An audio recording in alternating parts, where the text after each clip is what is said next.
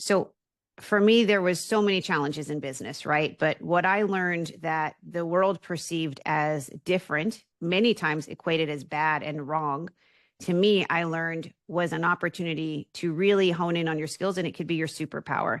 So that's how I looked at being a woman in business, right? Like we have the ability to multitask. We have the ability to have incredible emotional intelligence and all of these great things. So instead of focusing on, hey, I wasn't invited to this, or I wasn't included in that, or all of the challenges that come alongside that, right? I looked at it as, right, I am different, but at some point, this whole industry, this whole thing was different, right? And that can be your superpower. Hello, and welcome to another episode of the S.H.E podcast. Be seen, be heard, be empowered. And wow, do I have a rock star in here with me today just for you. I'm really excited to have this conversation today, and because I feel like it's super important. There's so much about her story that is just super incredible. Her resilience, her passion, her persistence is really, really inspiring. So before I go any further, welcome, Trixy Castro. I'm so excited to talk with you today. Thank you so much for having me. It's an honor to be here. Before we get started, Trixy, I am just going to share some background about you, and then we're going to dive into the questions because I'm really excited for you to share your story.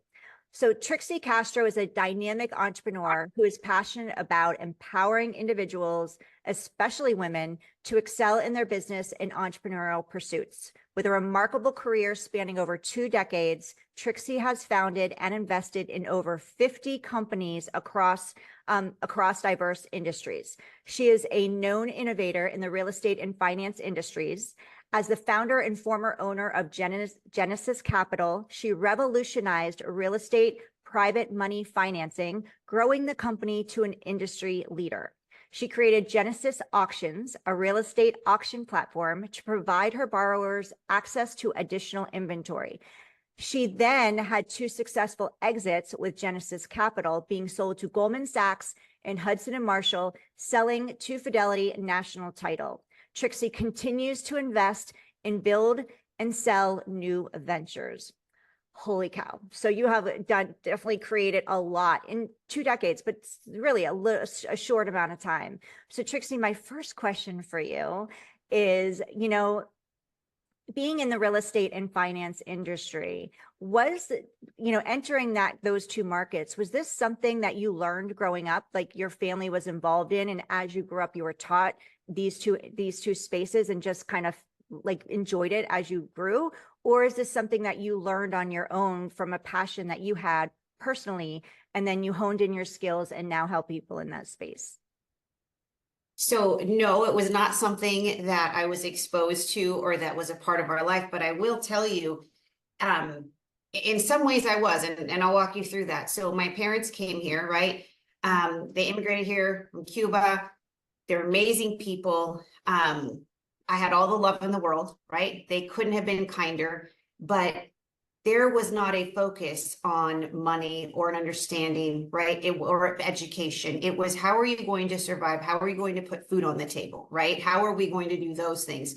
And it actually starts even further for me. I remember being 3 years old and my mom going for this job interview, and the babysitter didn't show up, right? And so she's going to go to this job interview, and it's a live-in position, right? And it's taking care of this elderly couple and housekeeping and. So she has to take me, and she's like, okay, Trixy, whatever you do, don't say anything. Just sit there quietly. And of course, my question was something of like, well, I want to wear, a fancy party dress, right? Like, I'll go with you, but I get to wear my fancy party dress. So anyway, long story short, I remember it was the most beautiful house I'd ever seen, had a gorgeous yard. And they were this really nice couple that had come to America from Italy with like $2 in their pocket. And I remember my mom being very nervous and doing this and like, oh my goodness. And I jumped in to help her to close it. And I said, you guys have to hire my mom. And they were like, okay, why? And I said, because I want to learn what you did. And I want to learn, and I want to have a house like this. So in that moment at 3 years old, I think that I was exposed to more. And I remember that feeling of like, wow, this is amazing. Imagine all the kids I could have to come play with me, right? Yeah. And it's interesting because Then she gets the job and it's move-in day and we move into the guest house. It was a very, very small guest house. I mean, I'm, very small. And I remember asking my mom, well, why do we live here and they live there? And I don't know what her answer was, right? But all I know is that at that moment, I knew that I wanted more. I knew that I wanted to build something special. And the interesting thing is, they were in finance. He had created a bank and amassed the majority of his wealth in real estate. So fast forward many years later, how funny, right? That Yeah. exposure child at 3 resonated. Unfortunately, the husband passed when I was 6, and I didn't realize that we didn't even have our own home until I was 14 years old, right? Until I was 14 years old and we moved, and I thought, oh, wow. And I think somewhere in there, this passion developed for housing, right? To kind of level the playing field and to create an environment where anyone could invest in real estate, because what I had seen is, yes, you can, right? I had seen them do it and they were so kind and so loving to me that I realized, like, let's figure out a way to do this on a broad scale. And so I think when you have these experiences, it kind of opens you up. So although my family wasn't in finance and real estate, and although it was a very short, like, kind of moments in my life, it was enough to set a foundation of, hey, there's more, right? And so I think throughout my journey, it was constantly kind of always going back to that of how could I create that exposure moment, right? That aha moment. I want that. I want to be able to do that for not just myself, but for others. And so if that led into industries, amazing. And that's kind of how the whole thing started, right? And then from there, you realize, like, oh my goodness, well, there's a necessity where there's a need. You figure it out at 14. They passed and we moved, and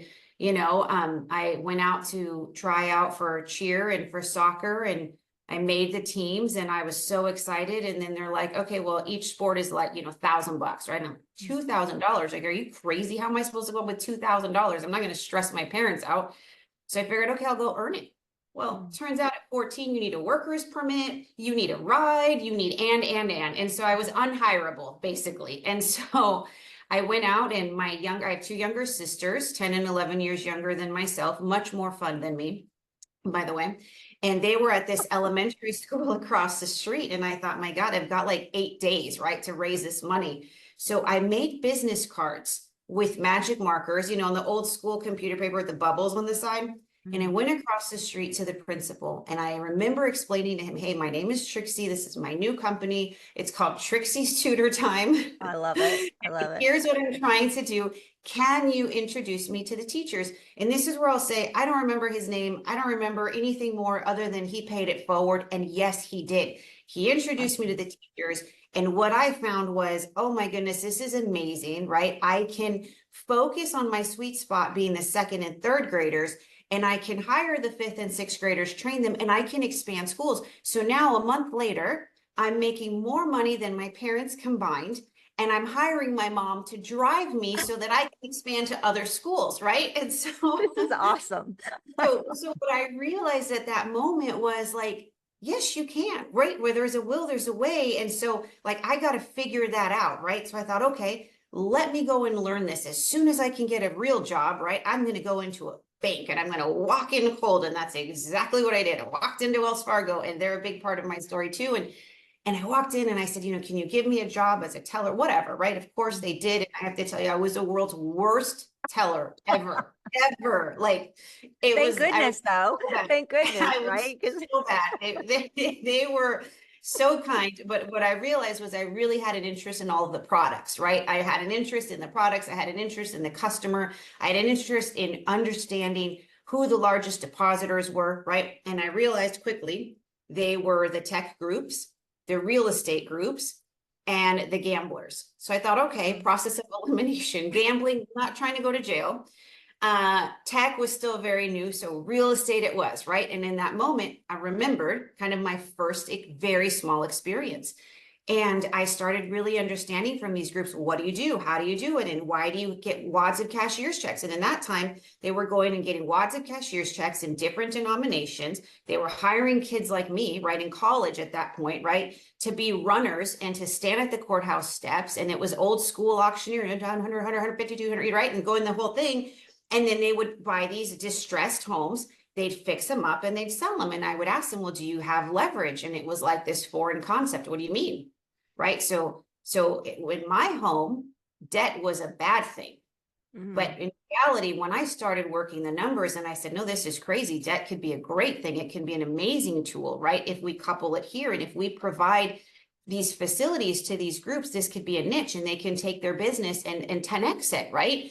So I get, to Wells and somehow I get to the CEO at the time and I'm like, hey, listen, my name is Trixie and I've got this great idea and like we Wells Fargo need to steer the ship this way. And this is an amazing niche. And like, and here's my client list and blah, blah, blah, blah. And like, I think having stars in my eyes and not lose what I heard, thank God is what I heard, was that's a great idea. Go start your own bank. That's what I heard. What he actually said was probably more along the lines of who let you in here? Why are you here? Right. And actually saw him years later. And the funny part is he remembered and we remembered each other. And so anyway, to make a long story short, that's exactly what I heard. And so I went out to exactly do that. And I really wanted to understand the landscape. I started doing what we call fractionalized lending, right? To where, today we call that crowdfunding, right? It was old school back then. I was the one originating the loan, processing the loan, underwriting the loan, doing every single thing, driving to the property, figuring it out, mind you, while living in a dorm room, right? In school. And so it was like, let me learn this and become the best I can because I understand I'm facing an uphill battle because it's great concept, but how am I going to raise this money? Like, at college, how am I going to do that? Right. So let me create an environment for myself where I can be the best, right? And I can be really good. And I started to realize like there was a lot of other components, right? There was the greed factor. And so a lot of these investors wanted their riskiest, highest deals. And I had no say, right? Because I'm like, okay, if I show you 3 and you want this, like, I thought that's not for me. I'm very risk averse. I want to, diversify. So let me put it together as a fund, right? Let me do all the things. And so make a long story short, I did. I went out on my own and I started Genesis Capital with a phone and a desk. And I'm talking like a desk that was like in my parents' garage, and I was so proud of it until day one.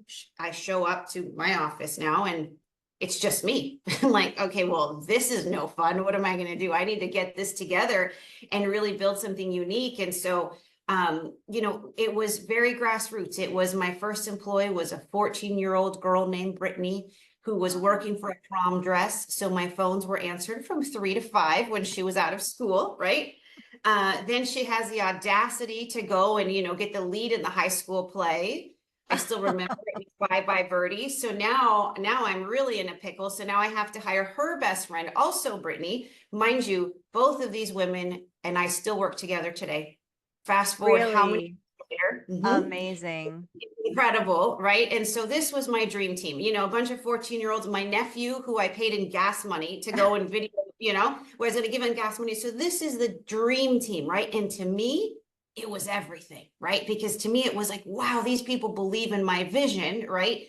And in what we're building, and we're going to come in and we're going to change the industry. We're going to make it an asset class because I had seen what it needed to look like at Wells, right? It was that exposure moment. I had seen what it could be. I understand what it is today. It was a wild, wild west, and it was a big disaster and messy and all the things, but I'd seen what it could be. And so at that moment, I have a choice, right? It was either I'm going to take and just buckle down and just be all in. And that's what I decided to do. And, fast forward to, that's the company I sold to Goldman Sachs. Go figure. Wow. So yeah, so that's truly how it started. And there's so many other stories. There's so many other, like I've got all the battle wounds to show for it, but that's really, to answer your question, how it started and seeing a need in the marketplace and realizing, wow, we can really turn this around and we can really create value. We can create housing for people and we can create regional jobs. And hey, if I control the money and I'm the lender, people tend to do what I say. This is a lot of fun.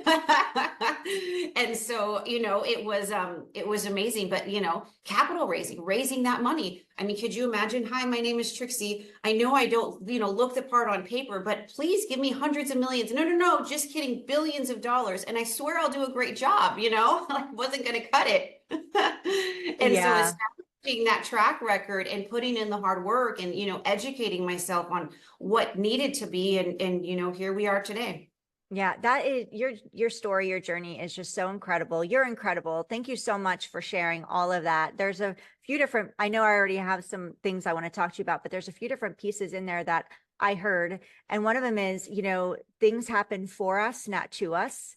And that, the just going back to the beginning of your story, the babysitter not showing up is that moment that Right. happened for you and for your mom as well, because maybe your mom wouldn't have got the job if you weren't there, fighting Right. for her, right? So, I like to think so. so much happened and transformed your lives, and also showed you what's possible from that one piece of her not showing up in that one moment in your life, which is just so beautiful when you look back, when I hear it and then I look back on it that way. And then just you hiring the 14-year-old girl, that's when you started, right? How awesome is that, your first hire was basically someone just like yourself who needed money, wanted to earn money for a prom dress, and you wanted to earn money for your extracurricular activities, your cheer and everything you were doing. I just think that's beautiful. And now they're still part of your team. Like, how Yeah. incredible, and what a journey that's evolved from there. So just so much to unpack there. So my next question for you is, starting your business, let's go to where you're starting. And I know you shared some challenges, but what would you say was probably one of the biggest hurdles that you went through and as you were building? And I know you touched on some, but also you are in a you've been involved in 50 companies, and I'm sure many, if not most, are male dominated. So what challenge did you face in that environment as well as a woman? So I learned very early on that different to other people equated to bad. Mm, Different to me equated to resilience and a superpower. And so being a woman in a male dominated world was challenging, not going to lie. I wasn't invited to go golfing. I wasn't invited to go on the boys' trips and all the things where these deals were done. So I mm, had to get creative and work that much harder and be that much better, because at the end of the day, what I realized really quickly is the universal language of money speaks louder than any of those things, right? And so when you're out there and you're turning, and you're making it and you're doing it and you're building something that people want, you can use your whatever it is that is different about you as your superpower. So I can't tell you, I could tell you for 5 days all of the challenges and all of the like terrible stories, right? But what I will tell you is that it was all mindset. At that point, it was, yes, I am a woman in business. I am different. Yes, my name really is Trixie. 100%. Like, I didn't make that up, right? And I get that I'm different, right? And I get that I don't look the part that you would expect. That's okay, because at some point, neither did somebody else. So for me, there was so many challenges in business, right? But what I learned that the world perceived as different, many times equated as bad and wrong, to me, I learned was an opportunity to really hone in on your skills, and it could be your superpower. So that's how I looked at being a woman in business, right? Like, we have the ability to multitask. We have the ability to have incredible emotional intelligence and all of these great things. So instead of focusing on, hey, I wasn't invited to this, or I wasn't included in that, or all of the challenges that come alongside that, right? I looked at it as, right, I am different, but at some point, this whole industry, this whole thing was different, right? And that can be your superpower. So I realize that there's things within your own control that you can change your mindset on, right? And mm, there's things that are outside of your control. So focus on the things that you can, right? That you can have some sort of, influence over. And what I realized is changing that mindset was everything. Now, it didn't solve for everything, right? I still had challenges no matter how great of a mindset I was in. For mm, example, one of the things was, as an entrepreneur, we have to just have resilience and grit and white knuckle things, right? And you just get through the problem and you see what you want the answer to be on the other side. And that doesn't always equate to people, mm, right? Because oftentimes my biggest mistakes were on the people part. So I so badly wanted to believe that they could be everything I knew they could, or I thought they could, or I thought they wanted, or they said they wanted, right? But their actions and their words were different. And so I realized that was a me issue. right? Like I can't look at it and say, okay, well, they told me these things, so I take it at face value. Absolutely not. I had to look at it and say, okay, let me put myself kind of in check, right? Is it that they really want this and they're showing me with their actions who they are and that they're willing to do the hard work? Or is it me that wants it for them, right? Because this isn't Mm, one of those situations where grit and resilience is going to just power through, right? And so I learned very quickly that that was a bit of a blind spot for me. It was great in other areas in the business, but mhm. on the people part, right? On the people part, I was too close to it. So instead, I kind of, looked at it and thought, okay, let me surround myself and almost like build this, little team that understands that, hey, this is something that I'm working on. I may be able to win it, and conquer it, or it may be something that's just, part of the whole thing, right? And so having that ability to have that moment of self-awareness, right? And say, okay, this is a me issue, but I've made mistakes that have hurt the business as a result of that. Let me now safeguard, right? I'm not just going to sit and cry about it and be upset at myself and all the things that we tend to do, right? I'm Right. going to sit and figure out how I can solve for this and then be transparent about it. Because if I have this issue, I'm going to bet to say others do too. And sometimes we don't see it until that thing or happens, right? Whatever that thing is. And it's usually not a good thing, right? It's not a Right. pleasant moment. And then we get stuck there. So it was a matter of looking at every situation, right? And saying, okay, is it a me issue, right? Is it within my control, my purview to be able to solve for? Is it real? Is it really an issue, or is it a perception that someone else is trying to kind of impose on me? Wow. Yeah, I love it, everything you shared there, because there was like self-leadership is so important. And there's times to focus out and there's times to focus inward. And it's really important as an entrepreneur and building a business that you know which one is which. Like when you like I always say, share when like if you're feeling stuck in your business, then you just step away for if you don't know what content to put out, or you're just like you're in a bind and you're like, I don't know what action to take next. I always suggest step away and focus out, lean out and go, how can I help someone else? Because once chances are they're going to want to reciprocate. And two, just helping and focusing out is going to bring clarity for you and creativity. And then, but on the flip side, like you shared, it's really important to when you're something's not working out the way you want to work out, maybe like how am I showing up? Or, what do I need to, how do I look inward on maybe how I'm creating this conflict or I'm creating this issue, and also listening. That's what I heard from you, like really understanding who your person is that you want to whether it's enroll or you want to do business with. Like many times we can get so focused on, like you said, I want this for them. But if that's not what they want from them, then you're not going to be able to solve their problem. So I like that. I love that you talked about that because you brought up leadership in that, and that's super important when it comes to growing and building. Um, I have I'm still like thinking of your story. I love your story. It's so incredible. There's so many pieces out of that, but I've done a lot of research on you, and I loved diving into your story, your journey, and the things you shared with me when we were talking about being on the show and everything. And we have some similarities in certain areas, and that's like I don't really know anything about the financial industry or real estate, but when it comes to like really wanting to empower entrepreneurs to find their purpose, their passion, step into it, lean into it, and create their dream life, especially for women. But there's also another area, which is I read about your why.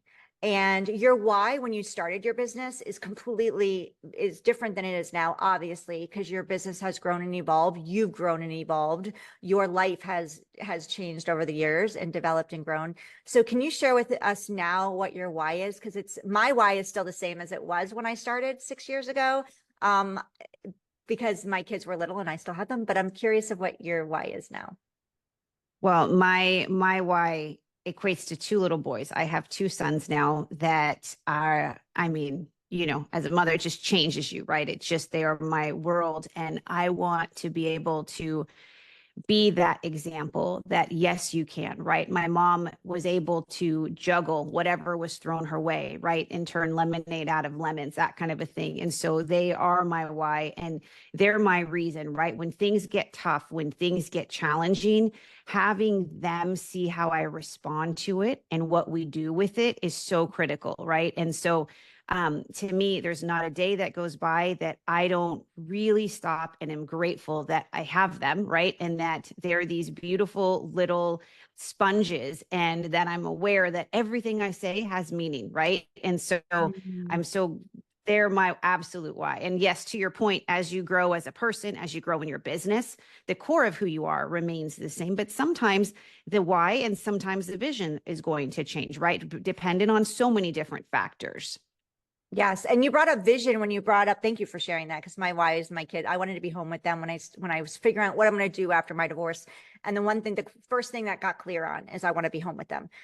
So that's what Mhm. drove me. And I, like you shared, it's so important that you reconnect to that, because it's not always every day is not. I always say every day is not roses and champagne and cupcakes, right? Some days it's going to be Right. thunder and lightning, and that why is going to keep you moving forward and keep inspiring you to keep going. You just brought up vision again, and that's the second time you said that word.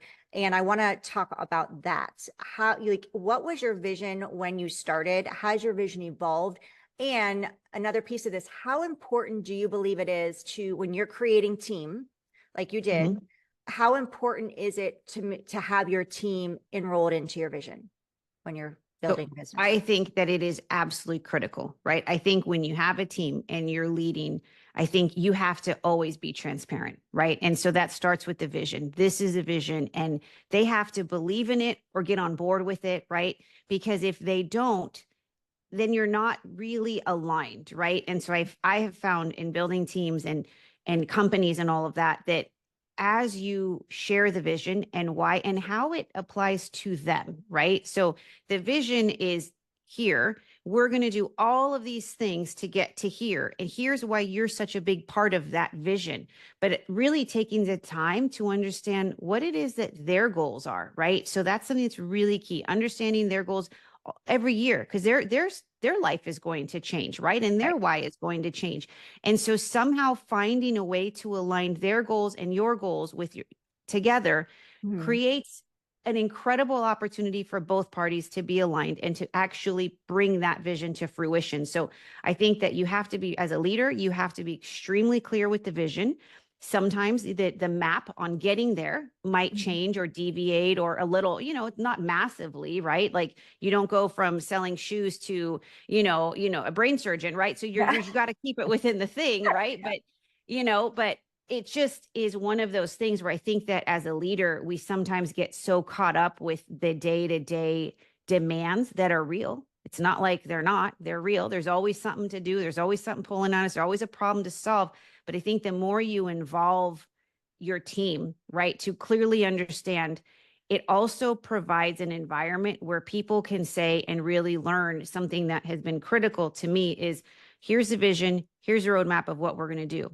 Here's the 5 things, for example, that we're going to focus on. If it Mhm. doesn't fit in those 5 things, it's noise, out with it or put it on the shelf for later, right? And I Okay. think being organized and having that with your team is really, really important. But if you don't have that vision, you're going to be like a leaf in the wind. You're just going to go in whatever direction the person in front of you is telling you, or whoever's yelling the loudest, or whatever it is, right? But having that vision and holding on to it and really connecting it to your why and to your team's why, to me, has been incredibly fulfilling, more than significant in dollars and cents.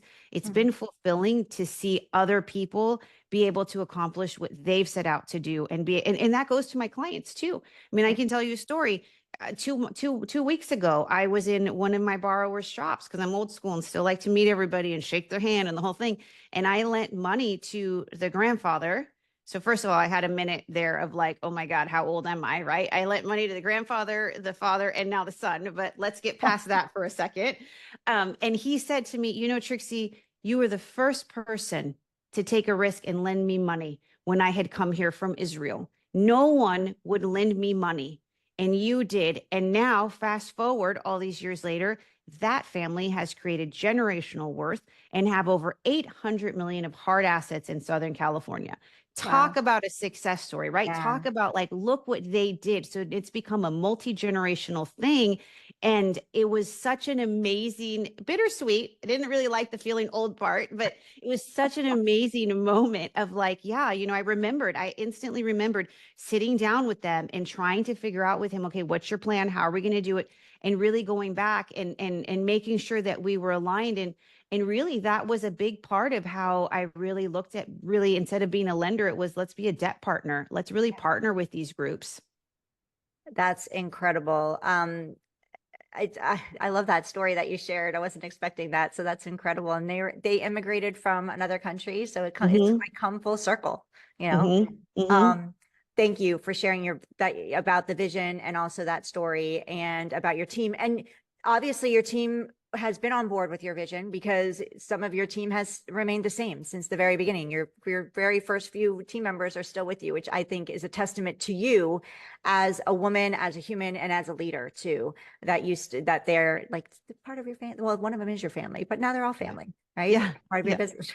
So that's amazing. I have a question around, you have 2 new ventures that Yes. you have going on. You know what, before we talk into that, can I ask you a question around building a business and now that you're a mom, um, for the women out there who are either getting started or maybe they're scaling and maybe they're struggling with juggling. You know, Mm-hmm. as women, we wear a lot of different hats. So you talked about organization in your business. How Mm-hmm. do you organize your life and your business, you know, and juggle both different sides of that coin? So it's taken, it's a journey and it's a process, and it's taken me a long time to be okay with the basis. And the basis is, I am the business, you are the business, right? Mhm. Once we can establish that we are the business, right? We're the leaders, we're the ones responsible for the thing, Mhm. then we give ourselves permission to invest into ourselves. And what does that look like for every person, right? It's going to be a little bit different. For me, it looks like having a scheduled time for myself or it won't happen. And it can be something as simple as 5 minutes in the morning, 10 minutes in the morning, where you have your time. For me, it's getting some sort of physical activity and some sort of workout. Currently, I'm into hot yoga. Before it was soul cycle, you know, so it's kind of that part of it changes. But that morning of like, I have that for myself and it's not all of the loud things going on, that really helps center me. And so being okay with that, right? That I'm not putting that to the side, right? Um, has really been helpful. But I think setting the time to actually organize your business, we're fine with. Setting the time to organize our life, we're fine with, because we're taking care of kids and spouses and. Setting times to organize for ourselves, usually a little bit harder, Yeah. right? And so I really tell people all the time, like, take that time, get yourself organized, realize what actually helps you just have that clarity and peace of mind, because there's always going to be the 10 plates that we're juggling and spinning, right? So if you look at it that way, there's going to be 10, and then we're going to get mad that we drop 2, right? But if you don't Right. take that time to reflect, you're going to miss 2 key points. You're going to miss that, are those 10, now 8, really where you need to focus the majority of your time? Are they going to help you get to where you're wanting to go? Or are some of these just kind of self-imposed because we feel like we have to, right? Right. And so we're going to miss that. And we're going to miss the second part of, freaking rock star, that you're juggling 8 plates. How many people can do that, right? Like, let's not focus on the 2 we dropped. They probably shouldn't have been there anyways, right? Let's focus on the fact that we're juggling 8 and think about the energy that that takes and the organization that that takes. And so I tell people all the time, give yourself that moment to really be able to organize. And it's not like a one time and you organize your year. No, I'm constantly prepping and going through that and reanalyzing for the businesses, right? Like, okay, what is priority? What do I need to get done? How is this going to work? What, you know, kind of looking through how that works, but also inserting like real life in there, right? So you're going to have real life, and the more there's going to be variables, but the more you position and the more you include your tribe as a part of it, the more everybody can kind of juggle. Because to your point, we're all in here. We've got a million things going on. There isn't anyone that's like, gee, I've got nothing going on in my life or at work or any of it. We're all busy, right? Mhm. So that's kind of a given. So it's just, how are we going to turn that busy into the most effective? We start with ourselves. Yeah, so good. And I like that you said, like, if those 2 plates fall, let's not focus on what's not working. Probably didn't need to be there anyway, you know, and you pat yourself on the back, you know, Mhm. whatever that looks like for you, like give yourself a few snaps or go jump in the air or go, I don't know, throw yourself a party every once in a while and Yeah. celebrate yourself, you know, because it's true. We like celebrate those 8 plates that you are juggling, because I don't care if you're an entrepreneur or a woman or anybody and you have family and business, you're juggling a lot and there's things Yeah. that are always coming up. So that was fantastic. Now back to my other question. I know you have two new ventures going on. So can you share those? More Yes, information? absolutely. So I have TRX, which is a private money lending company, Mhm. right? So I did this before, sold, waited my non-competes, really then kind of came to market, assessed it, and, added all the bells and whistles to it. And that's TRX today. And the goal of that is to align with anyone in real estate that's, doing real estate investments, whether it's ground up, whether it's, holding on to portfolios and being able to provide them the best debt possible, right? And so many more things that come with it. But I feel like I'm always going to be a lender at heart, right? Like that's where I start. It's my roots. And I really feel that creates an environment for people to be able to grow their businesses, right? The second part of it is a company called Verify, and I teamed up with this gentleman named Jeremy, who is amazing. And he comes from the merchant services world, something that was new to me. What I loved about this is he created a whole kind of thing with artificial intelligence and all of these wonderful tools, right? Where every single business owner that accepts credit card payments were able to come in and lower those fees. So I didn't realize that there's not like governing agencies, right, that are saying, okay, you can charge this, don't charge that. No, it's up to kind of like the discretion and what the market will bear. And so really looking at these businesses and understanding what they're paying for and what they can be paying. They don't have to change anything. They're not, it's just that we handle the negotiation. We continue to make sure that it's all done, and it's just found money. And I've never been in a business where I'm like, here you go, here's found money, right? It's always like, I have to charge you for this. So that's been a lot of fun because it's been more than just an experience. It's really almost like this arena where we sit down with the entrepreneurs and say, okay, here's found money. How are you going to take that and reinvest it into yourself and your business, right? How are you going to scale your business? Because now you have additional cash flow every month. So it's evolving still, and it's a really exciting piece. Oh, that's amazing. So if you want more information about that, which you should, make sure you reach out to Trixy. And so Trixy, how can we find you? How can they reach out to you? I have a very simple website, trixycastro.com. So I'm kind of new to the frontward facing. All these years I've been behind the scenes, just building and doing all the things. So, please feel free to reach out to me there, and we'll get, we'll be also putting on all the things that I'm involved in, all the businesses and all of that. So, it's, would love to hear from everyone. Amazing. So go make sure you check her out. Go to trixycastro.com. We're also going to put all of her links in the show notes, so you'll be able to get them there as well. So you can reach out to her and connect. She is an incredible entrepreneur, woman, business owner, just human. So make sure you connect with her and learn more about these two new ventures that she has for you. And Trixy, I have another question for you, but before I ask you that question, you also are a philanthropist, so you are heavily involved in giving back. Can you share how you give back in any organizations that you'd like to share with us? Yes, so I'm involved in lots of different charities. I think philanthropy is a way of life, right? And I'll give you just one quick story. Coming up, right, and applying for scholarships for college. I applied for one and I won, and I was so excited. It was $1,000. This $1,000 thing, right? Like it comes up twice today. It's $1,000, and it wasn't the $1,000 that was so meaningful, although that was great. It was that I was invited to be a part of a donor dinner, and I had never been somewhere so fancy in my life, right? And I remember that moment of exposure of sitting there and thinking, wow, I want to be the donor. I want to be the person helping the kids like me, right? And I took away from that. They thought I had enough talent that they would take money out of their own pocket to give to me and invite me to this thing. And it changed my life. It changed my life. So fast forward to today, my mission, my vision is to be that person across all sorts of charities, right? So I'm really involved in, you name it, like St. Jude's, for example, we did. Okay. I've got another one where we invest in local charities here in where I live, in 50 local charities. One right now that I'm extremely passionate about. And it's about financial literacy. And we raise money and help different families and pay for their rent for a year. And during that year, then help them retool those finances to be able to grow their money, which is incredibly important. So lots of different pieces to it, but I think it's just critical to have it be a part of life. Yeah. Well, check out the ones that she's supporting, and you can find some of them on her website as well at trixycastro.com. So thank you, Trixy, for being here today. I want to be highly respectful of your time. This has been such an amazing conversation. I do have a quick question. I know I have my final question, but do you have one tip or suggestion for an entrepreneur who may be just starting out and they're kind of just stepping into finding their passion and purpose? What would you say would be the number one thing that they should focus on when they're getting started?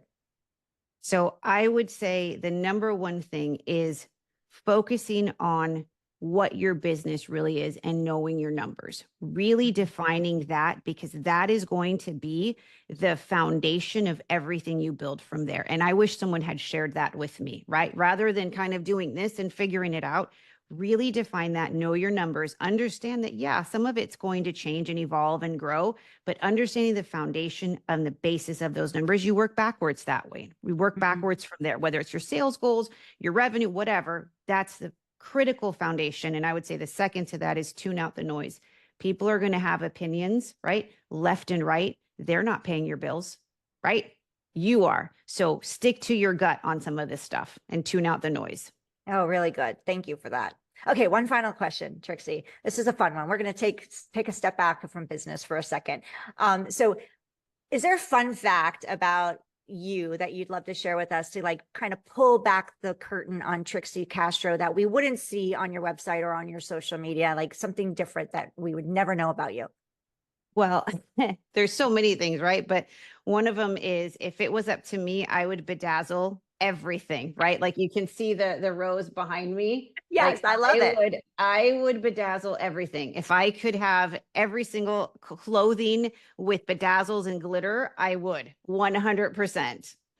So good, because I love my bling. Like I get obnoxious with bling sometimes. I actually bought this. I saw a vehicle on my way to pick up my daughter last year. She's in high school, so it's her freshman year. And I was driving. I'm like, what is that blingy stuff on that car? Well, they had like literally, it was blinged out. There were rhinestones on the outside of the vehicle, and I'm like, that is stunning. So I did. I I love bought it. strips of like bling for my Oh my SUV. I haven't put them on yet though. I'm still like, should I put God. this? Because my daughter's going to be like, seriously, mom? Because she's going to learn, she's learning how to drive. I don't think she will do. So I love that, because I'm so all about you, and I love your rose in the background. Yeah. Keep Cute. blinging. I think I it's, love it. we Thank you. It's a great all idea with women the should car. sparkle. I agree. Let yourself shine for sure. Yeah, absolutely. Well, Trixy, thank you so much for being here with me today. This has been such an important and empowering conversation. Really love all of your insights and you sharing your journey and your story. And I know it's going to help so many other people that are listening. So just thank you so much for taking time to be here today. Thank you. It's been an honor to be here. Really appreciate it. Absolutely. And for you listening, have an amazing rest of your day. We will see you on the next episode of the S.H.E podcast. In the meantime, go be empowered, seen, and heard.